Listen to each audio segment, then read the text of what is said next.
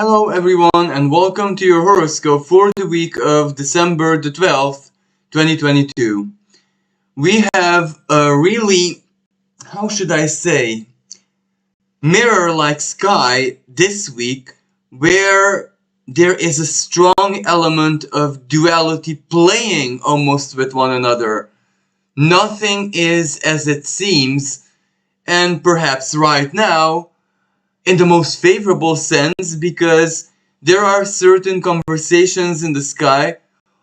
The most predominant one, the one which is the more downside, is the dream killer, what I call the dream killer, when the sun converses in tension with Neptune. Now, this isn't a very rare celestial conversation. We have this every single year. But this year we must not forget that Neptune and also Jupiter, they met in April and their conjunction was extremely powerful and it left a very strong imprint for many years to come. So this square kind of activates the reminiscence of that energy. So that is what makes it the dream killer. Because don't get me wrong, Neptune is all about the dream. The sun in Sagittarius is, in different ways, also all about the dream. How to achieve it by moral, by principle, by study, by understanding, by ennobling yourself even. Neptune keeps the dream alive, it is the allure. Yet when these two planets meet in tension, the illusionary, and of course the dream itself, everything is illusion, but this is where the unnecessary, the wrapping, the silliness, that part of the dream which more appealed once to our vanity, to our libido, to whatever it is, whatever earthly power we desire to achieve, embody, witness, experience, or be subject onto in this incarnation, because ultimately every kind of dream stems from something that the soul wishes to experience. So once we get to the root of that, you see the shell, the wrapping falls off. It becomes irrelevant. It becomes insignificant. It kills the innocent aspect of the dream, but it makes it all that much achievable, because the essence of a dream is in our hands. If we wanna, out of sheer disappointment, let it die, because if I won't have it my way, then I don't want it anymore. And sometimes it's not that we're making a mistake. Like, let me tell you an example. Like, someone went to university, very Sagittarian-like, son, into higher education, the higher octaves of understanding and knowledge, Sagittarius, and they went to university and they trained and they become a young professional and they, the apprenticeship basically. And little by little they see that the industry itself is not like it's in the textbook, it's in theory, philosophy even. It's something that does not appeal to them anymore emotionally. The idea of it in a pure form at uni, perfect. But the earthly application of it, where it's generations, customs, traditions, so much that's the earthly application after all. If that does not appeal to one's emotion, that is where, well, what you studied is ultimately the Sagittarius. It's there. You studied it. Your understanding of whatever it is that you studied will not go away. But Neptune is also now the square, the disillusionment. Yes, but the humankind made this, let's say, industry no longer be appealing to a sensitive soul, idealistic soul, whatever soul like you. It is something that no one's fault, you have to accept it. Why let this die out when you can alchemize it into something. Let's not forget that always Sagittarius is the home to the heart of the Scorpion. That is where, the remote control to the alchemical reactor, that Scorpion is what we put in it, but the formula, that's the heart of this. We input the right sequence and we alchemize it, and it doesn't need to be money or professional, whatever, to ourselves, to our own knowledge. It elevates us. Our work put in study, in understanding, in effort, in research, even if it proved us that it was a wild goose chase, so to speak. That wild goose chase elevated us in ways that we could not understand, perhaps in 10 trillion different domains. Not the one that we hoped for, but in other ways it raised us up and it got us new connections. So you see, if we are able under the square to appreciate that which is left from the dream. Oh, I'm so gonna pause this for a second, or maybe I don't even have to, because there is a tarot card which kind of speaks on my behalf, and actually the image of it. So give me just 1 second, let me grab any deck.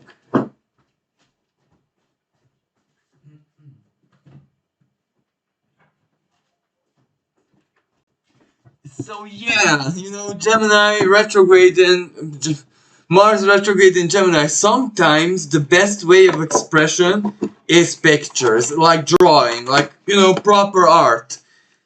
So, and because that can explain something that would take me an hour to explain in words, and you can just look at it and understand exactly what I'm saying.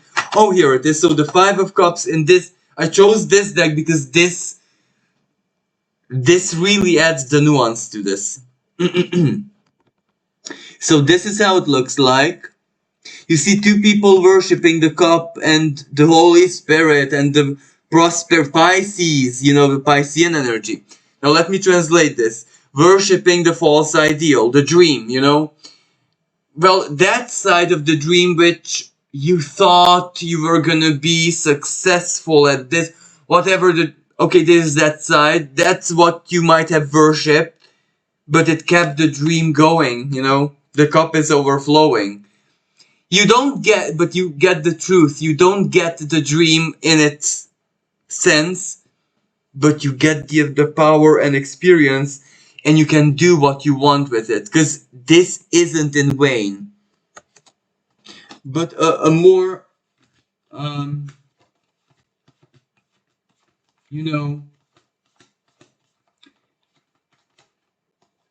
valid depiction of it is this, the classic Rider-Waite. You see, okay, disappointment, the dream is dead, let's walk away. The cups are spilled.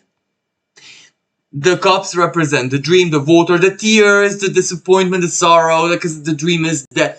I'm not gonna achieve it like I thought, like I wished, like my vanity, like my ego, like my whatever wanted. Or let's say it's a relationship, a love, even, crush or whatever. It wasn't the way I thought. It wasn't. It's not gonna be what I hoped it was gonna be. Look at the two cups. But what exactly did you get from this? Because you got from this something. And not necessarily a bitterful lesson. In order for you to get to this truth, the spilled cups, you needed to be confident at moments. When you lived in the illusion, what kind of confidence did that give you? What kind of power, strength did that Pluto in the picture opposing Lilith? What strength did that give you? The illusion itself, being the false ideal. You see? Now all you have to do is behold the truth. Okay, so it's not gonna work out. But if I manage to keep the confidence alive in me, for when I believed in the illusion, but without the illusion, not for this person or this situation, this dream, that dream, but overall, aren't I a much more successful person? So what did you, and you can imagine sometimes for a dream, an illusion, we make ourselves so many new friends, new connections, new opportunities. We show 10 trillion skills about what we can do without wanting, without having interest. And then we shine and we are blind to our own shine. And we impress that person, this person, the divine itself. So you can imagine that there's always something good in even an illusion, even a wild goose chase. So this is when it's really our choice to treat it like a massive disappointment with a touch of sorrow, like, oh, was I this naive? Why did I believe? Why did I invest so much emotion? No, no. When we invest something, only the fools really, it's a loss for the fools. And I'm so sorry, because all of us, I'm not judging it, all of us are humankind. Everyone is fool. Every being except the creator is a fool. So, everyone has this, everyone will embody the fool once in their life, at least. Or people like me all the time. That's the normality. So, we bought it. We were like the fool. But it's okay, because it's our choice if we just allow it. We discard everything, we get disgusted, or if we harvest that which we already invested. Because what we invested, the energy, the manifestation, whatever, that might have been lost in the ether, but it's still there for us to reclaim as experience, as fruitifying something that we already did. Or for those who are truly wise, they will be so grateful to see the dream in the accomplishable version. And then what happens? What aspects follow this energy? Because Mercury and Venus still, kind of chasing each other in the sky, will hold conversations with Uranus, trines, blessings, Earth trine, Mercury and Uranus, good news, epiphany, the solution, eureka, someone else tells you, the phone call, the advert in the paper, the suggestion from the friend, which, well, it's more beneficial or real than even the friend thought. So this is when there's solutions coming in. They might not be ideal, and with Uranus, they're definitely not what we expect, but trying, it can be what we need. Sometimes, fate usually is a B word, but is it not also a B when offers you something which is 10 million times better than you expect and it's under your nose? And she's a B because if you don't notice, the joke's on you. If you notice, good on you. So you know what I mean. This is Uranus trines. They're not all that guaranteed to drop into, let's say, Taurus energy, Capricorn energy, into your pocket or in favors, only if you're really, really aware. But before that, both Mercury and Venus are going to be holding trines with the North Node in the sign of Taurus as well. That's even a much grander good in that sense, because that can be a solution which will last for the next 18 years, a connection, a job, a solution, paper. But with paperwork, this is when you become aware that I need to follow this procedure, but then Mars retrograde in Gemini, upcoming Mercury retrograde, there will be back and forth and errors, but you'll get there. The big picture, you'll get there, because if this paperwork is gonna change your life, whatever that is, it's worth it. The effort, the trouble, the inconvenience, in the Balkans, the bribe is worth it. Whatever that bribe, sometimes whatever that bribe is, sometimes I'm so sorry to say this, but under Pluto and Lilith, sometimes it's really worth it. That one moment when you turn a blind, when whatever you say yes to the devil, one time. So you can live it one time, you can still live it yourself. And if it solves a problem that it would take you 10 years to, well, judge it. Judge the situation, even spiritually.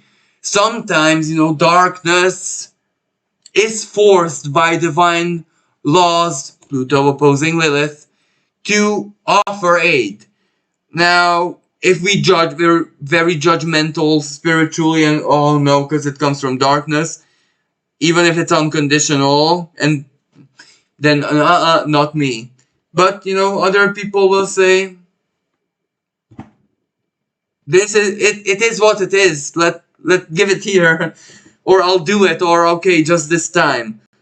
And this is the kind of spiritual energy also that we will be experiencing this week, because sometimes whoever offers the solution or what, don't look at that, or look at the solution.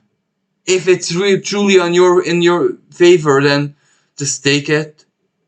As I said, sometimes even darkness is forced to work, pay its own existence, pay off. Like nothing is gonna be tolerated in existence for totally free. Sometimes everyone has to put down, cough up. That is the rare, and Jupiter and erratic Pisces. That is the rare moment when darkness has to work. If you reject it, if we reject it, then that's, a big massive plus to us. It's a massive, massive plus. Like, it elevates us. Don't get me wrong. Rejecting it, like, truly bow. But, sometimes we have situations when what can we do? Like, not everyone is meant to shine like the brightest star. Sometimes some people are pleased with even the tiniest sparkle, and that's good enough for them. So, know thyself, but thyself in the now. In the now. Not thy future self, not thy past self. Who you are in the now and what your situation is in the now, and choose by that. But as I said, rejecting any offering or any dealing with that which truly does not defy you, that's like your singing praises to you. You do yourself a massive favor in any way, shape, and form. But I presented both perspectives, both sides. I am not suggesting to do any or accept anything from any side. I am just presenting how this energy can translate, so don't even go there, because I'm not manipulating. I presented both of the versions. So anyway, moving on, the material energy is still there, so solutions can come and this is very, very practical energy. The loan or simply the support. Like, sometimes the support is just gonna be there for no reason at all, and you will think to yourself, look, I wasted 10 years of my life to accomplish something, and then there comes a moment when another person, a company, whatever, in a moment just dishes it up here for no even reason. Sometimes that's how Uranus and the nodes do, because you can imagine how much burned energy and karma you had under those 10 years.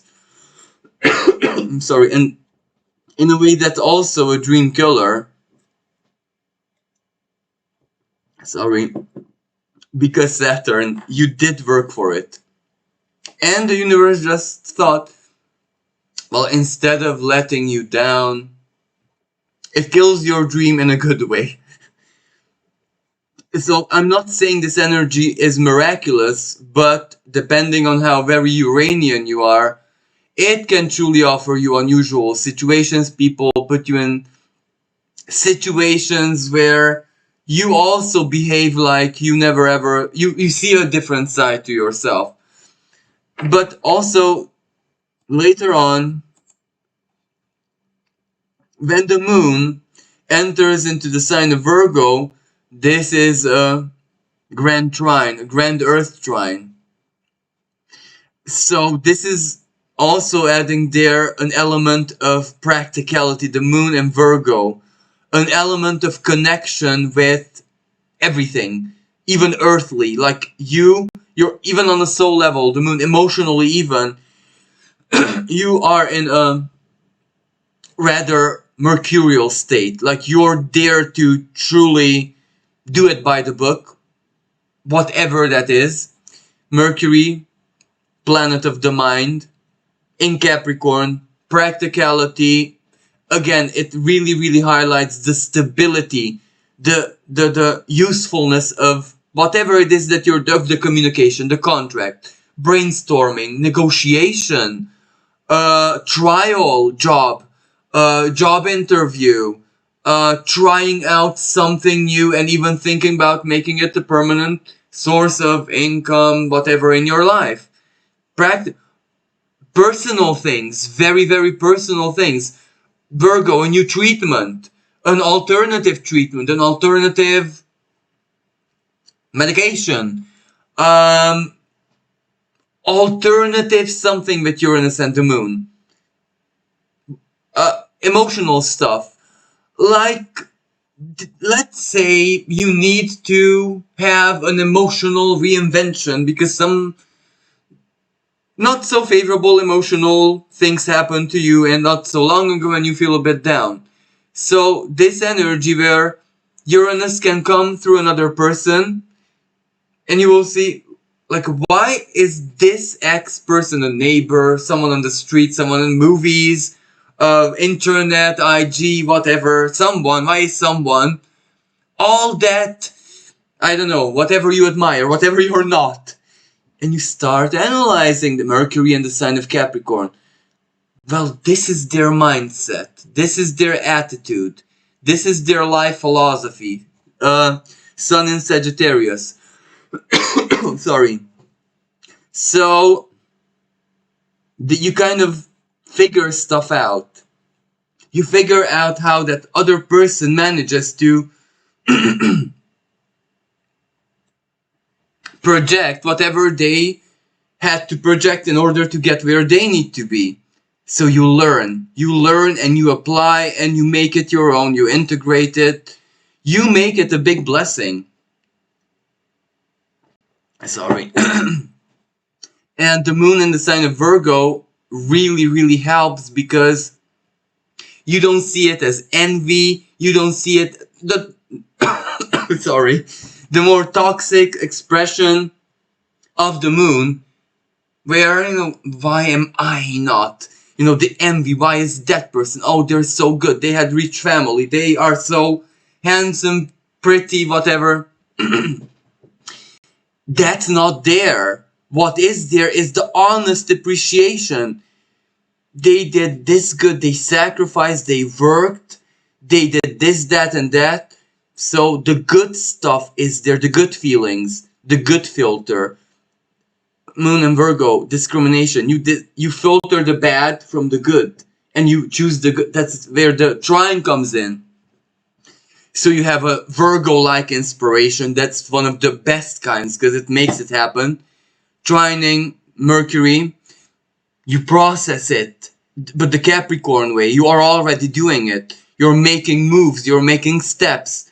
You're not just dreaming about it. If you're already on Google, Wikipedia, or whatever searching, that's already Capricornian. You made initiated materially, physically. And then there is all this Taurus energy. You start to get in the mood of it. You start to, on a soul level, North Node, see the value of it. You become it. You become your dreams. You become your aspirations, and immediately the square between the Sun and Neptune becomes something so useful. It becomes something so psychologically disciplinary. So, yeah. I didn't put my phone on silence and it would have rung, so I paused before it. Sorry. Mars retrograde and Gemini, so this is affecting me in many ways. So as I was saying, we need to make sure that this square between the Sun and Neptune is the best kind of disillusion. When we get disillusioned from, the passiveness, when we see that taking action, doing something, and for some people, I'm so sorry to say this, being patient pays off handsomely, but we see the reward side to this, if that even makes sense. And also, as Venus will advance, she will take Mercury's place not in the Grand Trine, but with trine with the North Node, yes. And Venus is the ruling planet of Taurus, so that's powerful, that's significant, that will make a difference, truly. And Venus in Earth sign, well, that can be earthly beauty, earthly pleasures. In Capricorn, we get somewhere with it. It's not like let's say it's earthly pleasure. It's not like a 5 minute whatever but maybe, like, I'm so sorry to use a really dirty example, but let's say you get your hormones fixed. Why not? Because sometimes that's what it is. But exactly when you need to be at your top form, the most powerful, confident, so you can imagine how that insignificant little 5 minutes that comes as a blessing actually is the determining factor that you seize the karmic opportunity to the finest. So let the universe work. You know what I mean. Sometimes Venus knows how to handle stuff. Let the earthly Venus choose her own expression, because whatever Venus loves the most is to be free and to allow her caprices to manifest. And that is one of these energies when she trines the North Node. Not just to achieve something, but to achieve it capriciously, or your way. But when I say your way, your soul's way, your soul imprint, or who exactly, the emotional entity that you are, because that's also part of everyone. But of course, Venus in Capricorn, this is more like job at work, money, career, getting where you want, depending of course which area of your life this falls into. It can be even romantic, why not?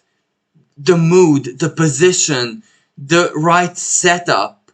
Let me just, sometimes you go on a wild spree, Venus, to shop for clothes because you get this urge, and you buy a piece which in a few weeks, or I don't know, will be that dress you wear when you meet the prince or someone very, very relevant. So you see how Venus works in many ways. Sometimes she anticipates her. Anyway, so allow the earthly energy to actually work for you.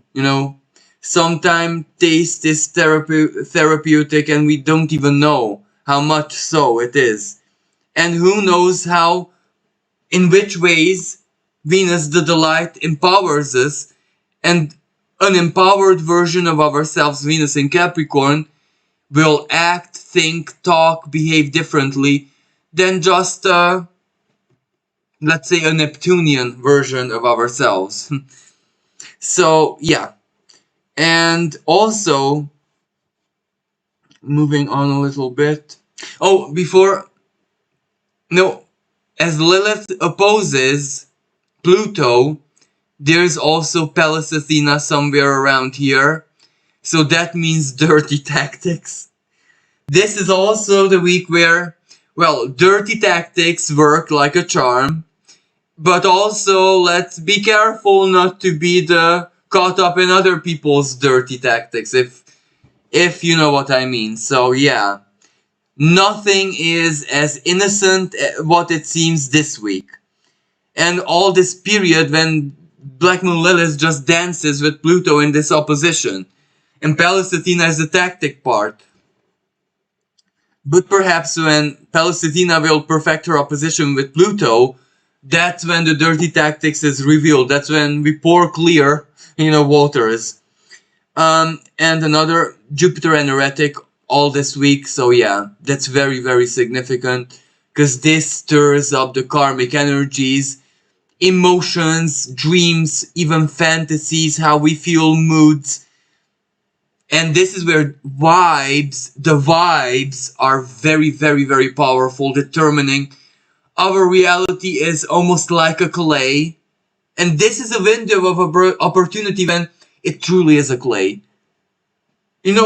For me to say, oh, reality is like a clay in a quantum physical way, that's a cliche and BS, of course.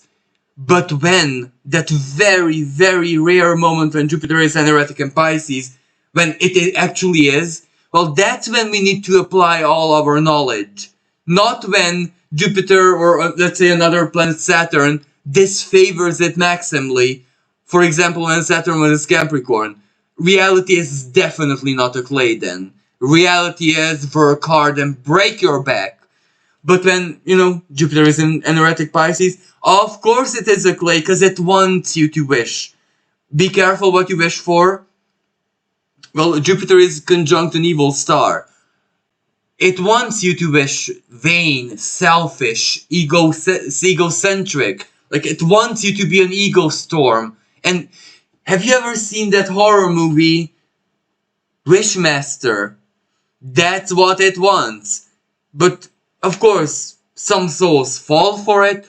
Other souls will, reality's a clay, Dream it, beautify it, fantasize. Beautifying it is the best thing you can do.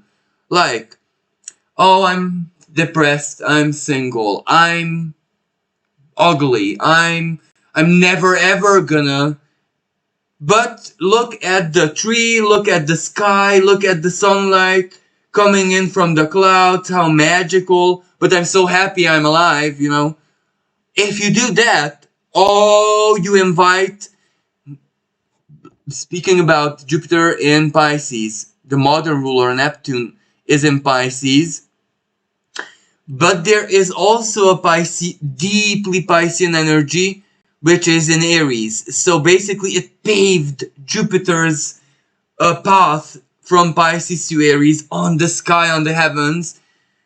Neptune's wife Salasha, the salt, the brine of the sea, the goddess of imaginary light, the pure fantasy, but not fantasy which comes from within, but from without, the sunlight, moonlight, starlight, any light, dancing or creating, casting illusions, shadows, and when it effectively steals our mood, when it steals our even soul for a minute. The stuff where poets write the poem, lyrics of the song, singer, all that stuff. The heartache or the happy marriage or the child or whatever inspires them. But the honey and the syrup in it is actually that. The sunlight or nature alluring them, their soul, stealing their soul for a millisecond, with beauty, with whatever, or the gods, like with death or the death crow, or you get what that's Salasha. She is hardcore. She is the heart, not Neptune, not Jupiter. She is hardcore. And when her power is evoked like this, she'll work miracles in your life. But let it catch your eye. Whatever situation you're in, or for example, let me give you when you can make Salasha your enemy. Like, let's say you're in the arms of your boyfriend and kissing on the neck or whatever, and it's your moment of glory, right? But then the moonlight comes into the room and whatever, so you get that moment of magic when it's there. If you're stupid, sorry, I don't know, this Black Moon Lilith is really affecting me, really. If you're unwise, well, of course you keep on enjoying. If you're wise, you allow your soul to be stolen by the moonlight. Like show the moonlight, show Salasha that you like her magic more than your boyfriend or whatever it is that she's stealing away, the good that she's stealing away you from. Oh, and you'll be amazed. She will make you her magician, her siren. Especially if you're a female, her siren. You can imagine something about you will allure colleagues, or your life for short moments will turn into a beautiful game where reality, you're the siren, you're the allure, you're the, I don't know, the unicorns. In alchemy, the unicorn horn powder or whatever it's called. That stuff where any magician would like kill for it. You become that when you play with the fantasy of the divine. So anyway, no one probably understands this. So yeah. Anyway, be wise. When it is the divine that greets you in a surprising way, grab it, use the opportunity, regardless if it steals you away from your greatest pleasure, regardless if it steals you away from your sorrow, your greatest pain. Dare to follow the divine's allure of magic and fantasy, and the best of Pisces, because this is what this week is gonna be about. How will the divine allure get you to the job, get you to the contract, to the connection, to the whatever it is, Mercury in the sign of Capricorn, that you need? It will allure you, but Mercury retrograde, remember? So that Mercury retrograde, you make it real, you make it your own. Enough with the fantasy. Salasha would have left you by then, like the siren, but you're not gonna drown, you're gonna see it for what it is and work, and you can imagine that next spring, as in, speaking of spring, this energy also prepares us for Capricorn season, the solstice, but that's in a later horoscope. So this energy is very, very preparatory. It truly prepares us. And spring next year is going to be very, very important for so many of us when we need to birth something. This spring of 2022, maybe we were the subjects of the birth. Now we also need to bring something to the table, create something.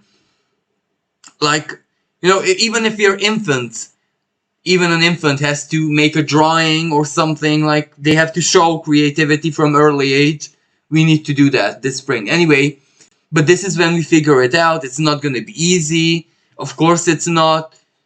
There's so much going to happen on the world stage that's so unreliable. Outer reality will be very, very, very unreliable. Chances are we can't really expect miracles from social help or anything like that, so we better be very best mates with the spirit, because that's what's gonna help us through this winter, really. So yeah, because out there in the world, this Pluto grinding heavily down, it's their game, just let them play, let them settle, whoever is dumb, whatever they want, let them just do it, because this is really about who you are, your soul's journey, and the future that you need to be experiencing, and that's really it. Sometimes, this the glyph of Aquarius, the two waves, sometimes it's like the dichotomy, the two sides kind of need to confront each other. Other times it's best everyone to mind their own business and everything's okay. If you know what I mean. They don't care about your drama, you don't care about their drama. There it is. Saturn in the sign of Aquarius. It can have so many wise aspects to it. So another energy which I would like to speak about is that later on, so the sun will conjunct the galactic center. and that means it will start holding square with Jupiter, sorry. So this is when a lot of energy is gonna basically enter into our consciousness. This is when we're really gonna get in a way hyped up spiritually. Now, we mustn't, even though, and I repeat, this is like inward. This is not external.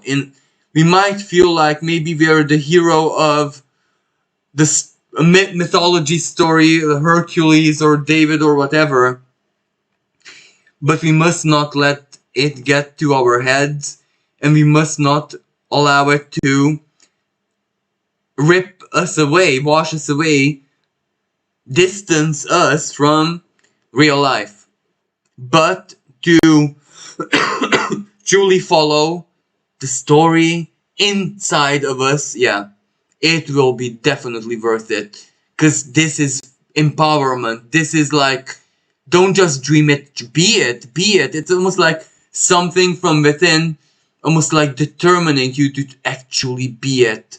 And of course, be it, because Jupiter entering Aries, be it, yeah. But it's still in its shadow path, so this is still things we have to take care of from last year, or this is still not all the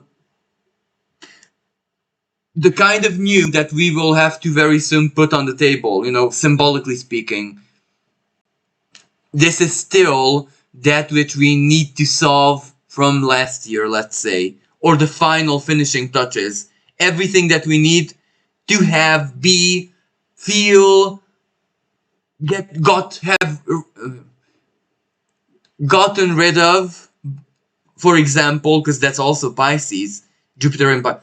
Like, if someone is dragging you down, even if it's karmic, even if it's spiritual, even if it's a trauma, like, sometimes, Jupiter in Pisces, look at yourself from the divine's perspective. You're such a fine specimen, and you could do so very many things, but that small trauma not weigh you down like, a anchor.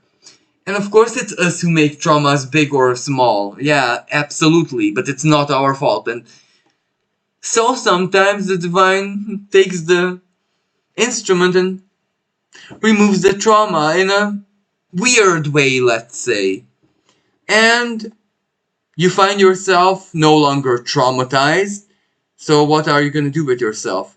And you figure it out. And this is when happy stories are beginning next spring.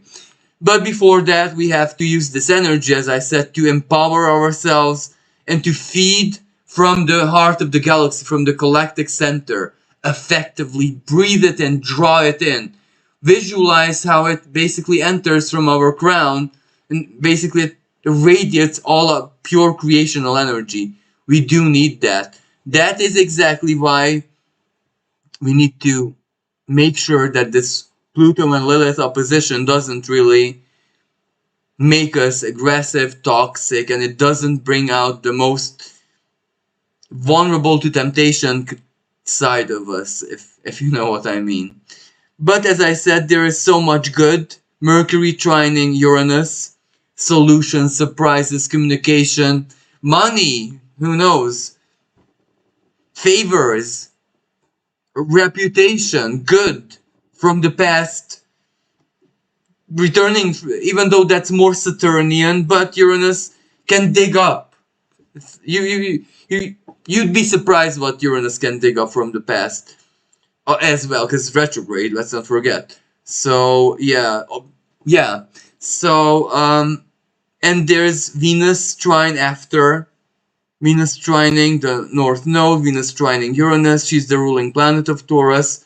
So, let's not allow the disillusionment, whatever that is, of the beginning of the week to get the better of us. If anything, as I said, look at the cups that we have not spilled. Look at what we have. Look at how, whatever the disappointment, look at how it advantages us.